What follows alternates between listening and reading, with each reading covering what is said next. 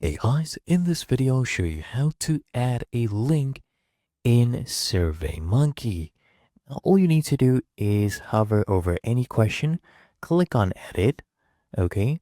And then here under the edit options, once you click on the actual text, you can literally highlight the text and then click on insert or edit link. Okay, so what I'll do, I'll actually bring in a text box right here and show you the entire process. I will just go ahead and highlight this, right? Click on insert or edit link. Now we need to put in the URL right here. So I'll bring in the URL of our channel. We'll paste it right here. And the text display will be YouTube channel.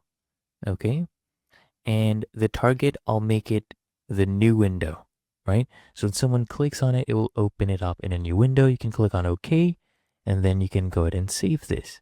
So when someone comes here and clicks on the YouTube channel, let me preview the survey and show you.